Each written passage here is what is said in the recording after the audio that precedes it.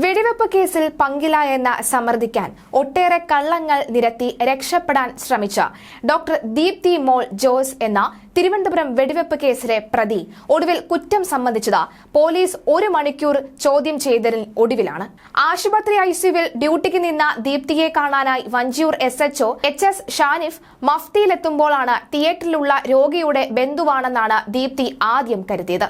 ഒരു വിവരം അറിയാനുണ്ടെന്ന് പറഞ്ഞ് തൊട്ടടുത്ത മുറിയിൽ ദീപ്തിയെ വിളിച്ചപ്പോഴും പോലീസാണെന്ന് ഇവർ തിരിച്ചറിഞ്ഞതുപോലുമില്ല. ഒടുവിൽ പോലീസ് ഉദ്യോഗസ്ഥനാണ് എന്നും വെടിവെപ്പ് കേസിന്റെ അന്വേഷണവുമായി ബന്ധപ്പെട്ട ചില കാര്യങ്ങൾ അറിയാനുണ്ടെന്നും SHO പറഞ്ഞതോടെ ദീപ്തി അമ്പരന്നു.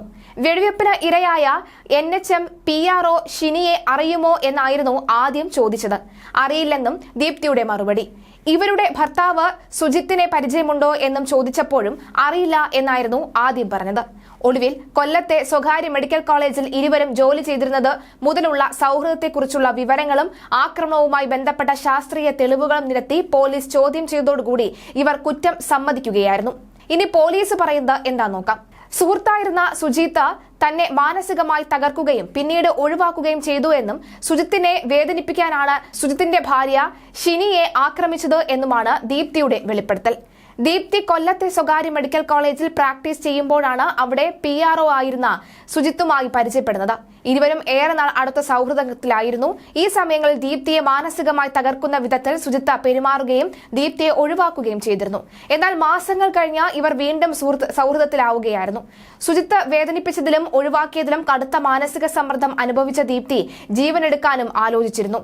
ഷിനിയെ എയർ പിസ്റ്റൾ കൊണ്ട് വെടിവെച്ച് പരിക്കേൽപ്പിച്ച കേസിൽ അറസ്റ്റിലായ കോട്ടയം സ്വദേശി ഡോക്ടർ ദീപ്തി മോളെയാണ് 14 ദിവസത്തേക്ക് വേണ്ടി റിമാൻഡ് ചെയ്തിരിക്കുന്നത്. ഷിനിയുടെ വീട്ടിൽ എത്താൻ ദീപ്തി ഉപയോഗിച്ച കാറ് ഭർത്താവിന്റെ ആയൂരിലെ വീട്ടിൽ നിന്നും പോലീസ് കണ്ടെത്തി. ഷിനിയെ വെടിവെക്കാൻ ഉപയോഗിച്ച തോക്ക് ഓൺലൈൻ വഴിയാണ് ദീപ്തി വാങ്ങിയത് എന്നും കണ്ടെത്തി. ഷിനിയുടെ ഭർത്താവ് സുജിത്തും ദീപ്തിയും സൗഹൃദത്തിലായിരിക്കുകയും ചെയ്തിരുന്നു. കഴിഞ്ഞ കുറെ നാളുകളായി സുജിത്ത് ഒഴിവാക്കിയതോടുകൂടി ദീപ്തി മാനസികമായി തകർന്നു. പലതവണ വിളിച്ചിട്ടും സന്ദേശങ്ങൾ അയച്ചിട്ടും പ്രതികരണം ഉണ്ടായില്ല. ഇതോടെ സുജിത്തിനോട് തോന്നിയ വൈരാഗ്യത്തിന്റെ പേരിലാണ് തിരുവനന്തപുരത്തെ വീട്ടിലെത്തി ഭാര്യയെ വെടിവെച്ചത്. ഷിനിയോട് യാതൊരു വിരോധവും ഇല്ലാത്ത ദീപ്തിയെ സുജിത്തിന് ഷോക്ക് കൊടുക്കാൻ വേണ്ടിയാണ് ആക്രമണം ആസൂത്രണം ചെയ്തതെന്നും അന്വേഷണ ഉദ്യോഗസ്ഥനായ വഞ്ചിയൂർ CI ഷാനിഫ് പറയുകയാണ്. കൊല്ലത്ത് ഡോക്ടറായ ഭർത്താവിനൊപ്പം ക്വാർട്ടേഴ്സിൽ താമസിക്കുന്ന ദീപ്തി ആയൂരിലെ വീട്ടിൽ നിന്ന് ഭർത്തൃപിതാവിന്റെ കാർ എടുത്താണ് ഷിനിയുടെ വീട്ടിൽ എത്തിയത്. കൃത്യം നടത്തിയ ശേഷം കാർ തിരികെ എത്തിച്ച ശേഷം കൊല്ലത്തെ സ്വകാര്യ ആശുപത്രിയിൽ ജോലിക്ക് എത്തുകയായിരുന്നു. നിരീക്ഷണ ക്യാമറയിൽ പതിഞ്ഞ കാറിന്റെ ദൃശ്യങ്ങളും സൈബർ സെൽ വഴി ലഭിച്ച വിവരങ്ങളും കേന്ദ്രീകരിച്ച് നടത്തിയ അന്വേഷണത്തിലാണ് ദീപ്തി കുടുങ്ങിയത്. ഇവർ കൊല്ലത്തേക്കാണ് പോയതെന്നും സംഭവം നടന്ന 2ാം ദിവസം തന്നെ പോലീസ് കണ്ടെത്തിയിരുന്നു.